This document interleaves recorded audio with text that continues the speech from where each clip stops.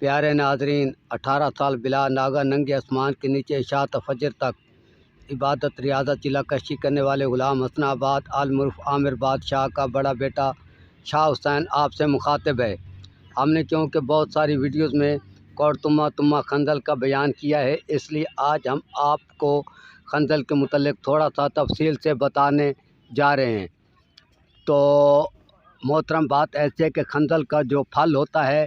اس کا بالکل شکل جو ہے جب وہ سبز ہوتا ہے تو تربوز جیسی ہوتی ہے۔ خندل کی بیل جو ہوتی ہے اس کے پتے بھی بالکل تربوز کی طرح ہوتے ہیں،